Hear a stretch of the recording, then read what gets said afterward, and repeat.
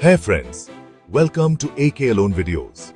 आज से करीब करीब 80 मिलियन साल पहले जब हमारी अर्थ बिल्कुल एक नई प्लेनेट थी, हम इंसानों का अर्थ पर नामो निशान भी नहीं था।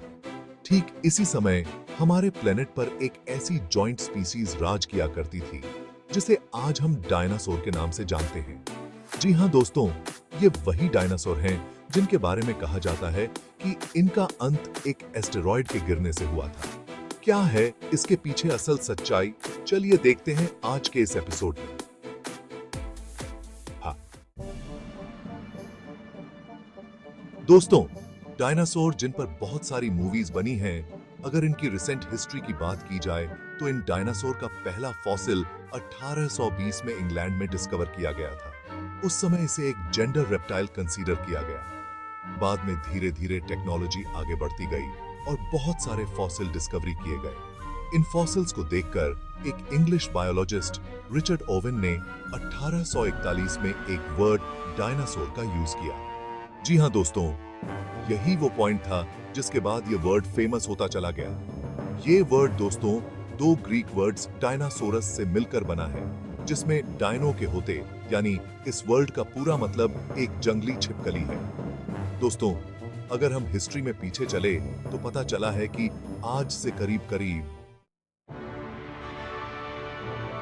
इस टाइम हमारी अर्थ बहुत डिफरेंट हुआ करती थी। आज जो हमारे पास 7 अलग अलग कॉन्टिनेंट्स हैं, वह सारे इस वक्त एक हुआ करते थे, जिसे हमने पंजिया का नाम दिया हुआ है। पंजिया बहुत ड्राई हुआ करता था और बारिश भी बहुत कम हुआ करती थी, जिसकी वजह से उस जमाने में जो डायनासोर थे बहुत छोटे हुआ करते थे, सिर्फ 2 मीटर के आसपास।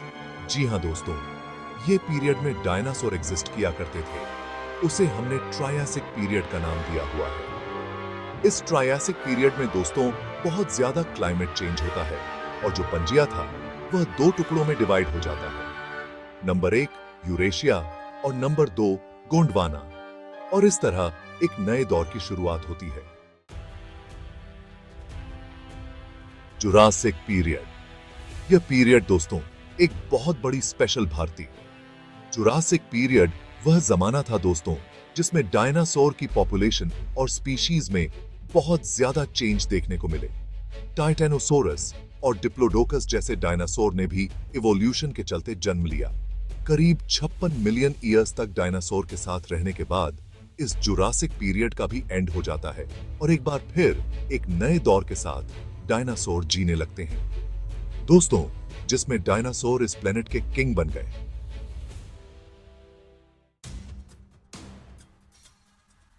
इसके अलावा और टायर्स जैसे खूंखार डायनासोर भी पैदा होगी, जो आज के दिन और टीचर्स के नाम से जान जाते हैं। सब कुछ अच्छा चल रहा था, लेकिन कुदरत को कुछ और ही मंजूर था। ओके, एक एस्टेरॉयड हमारे प्लेनेट को आकर हिट कर जाता है, जिसका डायमीटर करीब 10 से 15 किलोमीटर के आसपास था। इसके टकराने से इतनी ज्यादा एनर्जी रिलीज होती है कि अगर इसे हिरोशिमा और नागासाकी पर गिरी गए एटॉमिक बम से कंपेयर किया जाए तो इसे भी 1 बिलियन गुना ज्यादा। इसके गिरते ही आसपास 30 किलोमीटर अंदर के सारे जानवर रख हो जाते हैं। बहुत ज्यादा है जाती है और प्लेनेट पर जगह वोल्कानो इरप्शन देखने को मिलते हैं।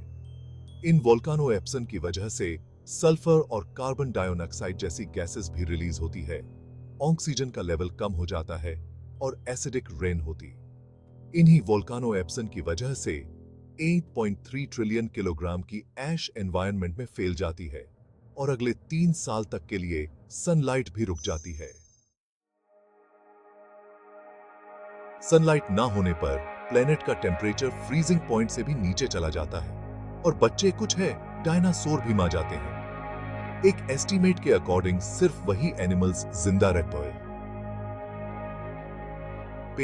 जो पानी में बहुत ज्यादा नीचे चले गए, या फिर वो जो इन मुर्दा डायनासोर को खाकर जिंदा रहे। इसके गिरते ही क्रिटेशियस पीरियड का भी खत्म हो गया और फिर एक नए दौर की शुरुआत में मैमल्स ने अपना जोर दिखाए और डायनासोर की एम्पायर का आत्मा हो गया।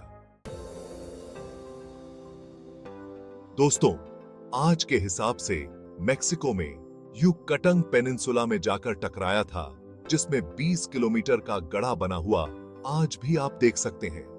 दोस्तों, अगर देखा जाए तो सिर्फ एक एस्ट्रॉयड ने आने वाले हजारों सालों तक के लिए हमारी अर्थ का नक्शा बादल कर रख दिया।